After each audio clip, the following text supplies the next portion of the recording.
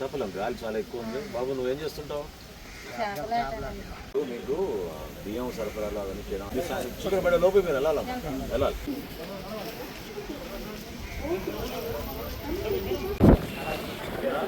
అది మీ ఇష్టం, చర్చి పంపిస్తారా, పంపిస్తారా, రోడ్ చేపిద్దాం.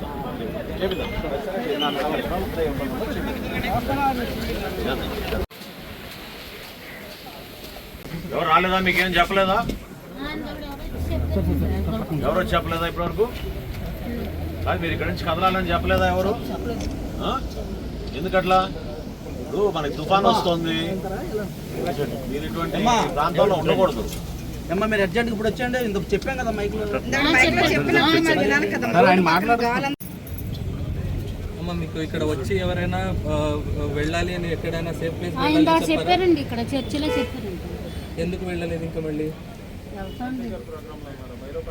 అమ్మ చీకటి పడితే ఇబ్బంది అవుతుంది మీకు, సరేనా? మీరు కదలాలి ఇక్కడి నుంచి. ఇమీడియట్ గా మీద చర్యలు తీసుకుని అట్లా చేయబాకండి. జరగాలమ్మా. ఎంతమంది ఉన్నారు ఇక్కడ? మీ ముగ్గురు. ఎక్కడ తహసీల్దార్? ఎక్కడ తహసీల్దార్ కన్నా?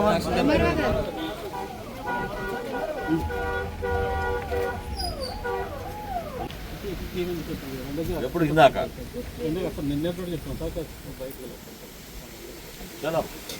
సెంటర్ ఎక్కడ ఉంది? అక్కడ ఇప్పుడు అక్కడ స్కూల్ దగ్గర ఒక సెంటర్ పెట్టారమ్మా, అక్కడ షిఫ్ట్ అవ్వండి. నైట్ అక్కడ మీకు నచ్చితే చర్చ్లో ఉండండి, లేదంటే ప్రభుత్వం ఏర్పాటు చేసిన సెంటర్ దగ్గరికి మీరు ఇమీడియట్ గా వెళ్ళాలి. ఓకేనా? అయితే ఇది అసలు సురక్షితం కాదు, ఇది మూవ్ అవ్వాలి ఇక్కడి నుంచి, ఖచ్చితంగా మూవ్ అవ్వాలి. జాగ్రత్త, చాలా జాగ్రత్త.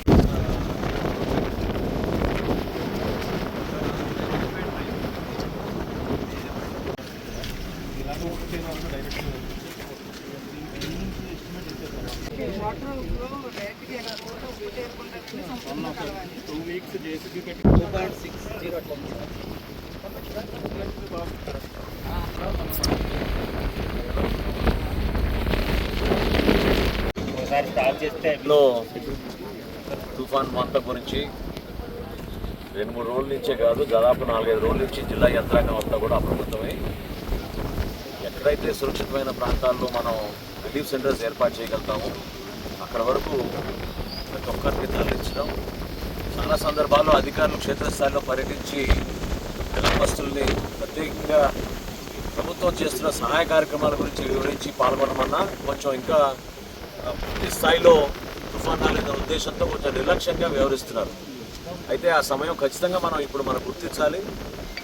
వేగవంతంగా తుఫాన్ వస్తోంది, కనీసం 100 కిలోమీటర్లు గాలి వీస్తుందనే ఒక స్పష్టమైన సమాచారం మాకుంది. జిల్లా యంత్రాంగం, జిల్లా కలెక్టర్ గారి ఆధ్వర్యంలో క్షేత్రస్థాయిలో అధికార యంత్రాంగాన్ని అందరినీ కూడా అప్రమత్తం చేసి పదే మేము ఏ విధంగా సహాయ కార్యక్రమాలు చేస్తున్నామో వాటి గురించి ప్రజలకు వివరిస్తూనే ఉన్నాం. దయచేసి నిర్లక్ష్యంగా మీరు ఇంకా వ్యవహరించాల్సిన పరిస్థితి కాదు ఇది. కైకలూరు నియోజకవర్గంలో ప్రత్యేకంగా కొల్లేరు ప్రాంతాల్లో ఎక్కడైతే కొంతవరకు డ్యామేజ్ అయినాయో రోడ్స్, అదేవిధంగా ఇక్కడ ఈ వాగు ద్వారా ఉపటేరు వలన కొంచెం ఇబ్బందికరమైన పరిస్థితి వస్తున్న భావన గ్రామస్తులందరూ వ్యక్తపరిచారు. అది పరిశీలించడం కోసం క్షేత్రస్థాయిలో మేము పర్యటించాం. జేసీ గారు కూడా ఈ పాయింట్స్ అన్ని నోట్ చేసుకున్నారు.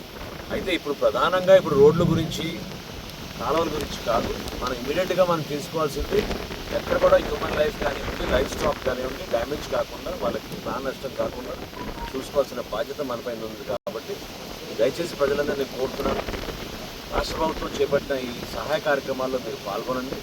తప్పకుండా మనకి ఏలూరు జిల్లాలో తక్కువ ప్రభావం ఉండేటట్టు మనందరం కూడా ఆశిద్దాం.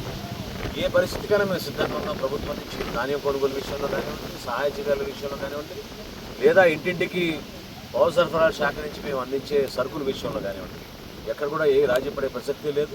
తప్పకుండా ప్రభుత్వం ఆదుకోవడానికి అందరినీ, ప్రతి కుటుంబాన్ని సిద్ధంగా ఉన్నామని సందర్భంగా ఒక భరోసా నింపుతూ క్షేత్రస్థాయిలో అందరం కూడా పర్యటిస్తున్నాం.